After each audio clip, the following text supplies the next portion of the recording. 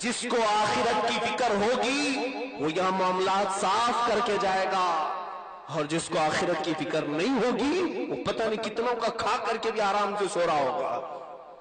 میرے آقا صلی اللہ تعالی علیہ وسلم نے صحابہ سے فرمایا، تم جانتے ہو قیامت کے دن سب سے بڑا غریب آدمی کون ہوگا؟ صحابہ نے کہا، یا رسول اللہ صلی اللہ علیہ وسلم آپ بہتر جانتے ہیں۔ اللہ کے حبیب صلی اللہ علیہ وسلم فرماتے، ایک ایسا آدمی آئے گا جس کی بہت نمازیں ہوں گی، بہت ساری اس نے خیرات کی ہوگی، اس کے پاس بہت سے حج ہوں گے، بہت سارے نفلی روزے ہوں گے، سارے صدقات خیرات کا مالک ہوگا، نیکیوں کا ڈھیر لے کر کے آئے گا قیامت کے دن۔ تو پھر وہ مفلس کیسے؟ کہا لیکن وہ چند لوگوں کے حق مار کر کے آیا، کسی کا پیسہ لیا تھا، کسی کو گالی دیا تھا، کسی کو مارا تھا۔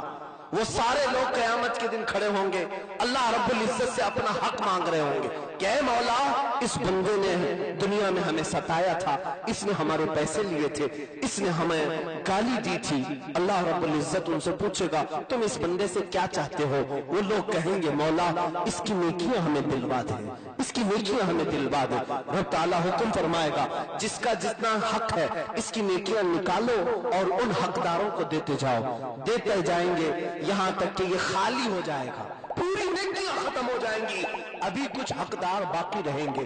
وہ لوگ طلب کر رہے ہوں گے مولا ہمارا حق تو نہیں ملا، اس نے ہم کو بھی مارا ہے، ہمارے بھی چند روپیے اس نے دبائے تھے۔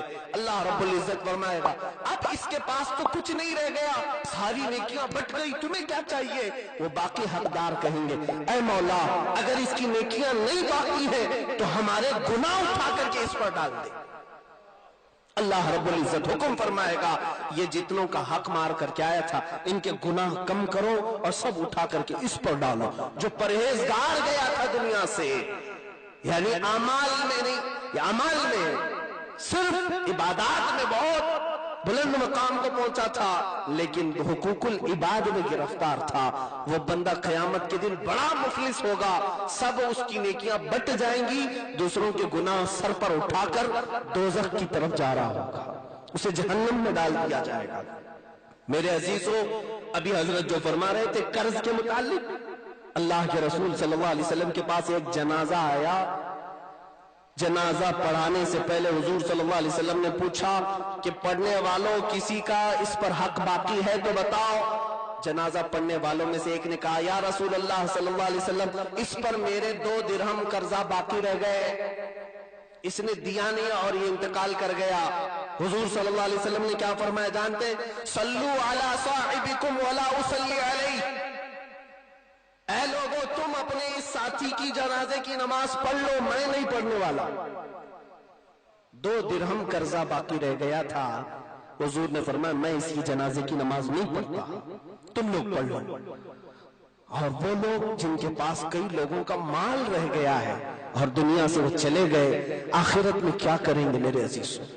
نیکیاں بھی اتنی نہیں ہے کہ بانٹ سکو گے، پھر دوسروں کے گناہ اٹھا کر تمہارے اوپر ڈالے جائیں گے، نہ جانے کتنے سالوں دوزخ میں جلنے پڑیں گے۔ اس لیے دنیا سے آس لگا کر، دنیا سے جی لگا کر اتنا مگن نہ ہو جاؤ کہ یہ دنیا تمہیں غرق کر ڈالے، ڈبو ڈالے۔ مولانا روم رحمۃ اللہ علیہ کو میں 2 ہی شخصیات کو بہت زیادہ پڑھتا بھی ہوں اور بڑی مجھے دل کو لگنے والی بات ہے، ایک اعلیٰ حضرت فاضل بریلوی کی ذات ہے، دوسرے مولانا جلال الدین رومی رحمۃ اللہ علیہ، تصوف کا شوقین تھا، اس لیے فرماتے ہیں ایک چونٹی نے شہد کا ایک قطرہ دیکھا، شہد میٹھا ہوتا ہے اور چونٹی میٹھے کی عاشق ہے، شہد کا ایک قطرہ گرا تھا، چونٹی آئی، منہ لگایا، شہد چوسا اور چلی گئی، لیکن پیٹ نہیں بھرا، واپس آئی اور تھوڑا آگے سے بڑھ کر کے چوسا، پھر پیچھے چلی گئی، پھر تھوڑی دیر کے بعد اس چونٹی کا پیٹ نہیں بھرا، اس نے سوچا تھوڑا شہد کے بیچ میں سے، قطرے کے بیچ میں سے منہ ڈال کے لوں، آگے بڑھتے گئی یہاں تک کہ وہ شہد کے بیچ والے قطرے میں جیسی منہ ڈالی پھنس گئی، اس کے چاروں پیر شہد کے چپک گئے، بوند سے چپک گئے، اب وہ پی کیا رہی ہے، اسی میں مر گئی، ختم ہو گئی، شہد کے قطرے نے اس کو مار ڈالا۔ مولانا جلال الدین رومی رحمۃ اللہ علیہ فرماتے ہیں دنیا طلب کرنے والا ایسے ہی ہوتا ہے، ارے تھوڑا اور کما لوں، تھوڑا اور کما لوں، تھوڑا اور کما لوں۔ میاں حج کو کب جائیں گے؟ شادی کے بعد۔ کہا اب کب جائیں گے؟ کہا بچوں کے بعد۔ کہا اب کب جائیں گے؟ بچوں کی شادی کے بعد۔ یہ تھوڑا تھوڑا کرتے کرتے بڑھ جاتا ہے دنیا میں، یہاں تک کہ وہ شہد کا قطرے نے جیسے چونٹی کو مار ڈالا، دنیا ایسے ہی ہمیں گناہوں میں مار ڈالتی ہے، ختم کر دیتی ہے، پھر اس کو توبہ کی بھی مہلت نہیں ملتی۔ اسی لیے میرے آقا صلی اللہ تعالی علیہ وسلم دعا فرمایا کرتے تھے۔ ایک دعا میرے آقا کی یہ بھی ہے کہ حضور صلی اللہ تعالی علیہ وسلم اللہ سے یہ مانگتے کہ اے اللہ اچانک آنے والی موت سے ہمیں بچا۔ اچانک آنے والی موت یہ عذاب ہے، موت آئے تو پہلے علامات ہوں،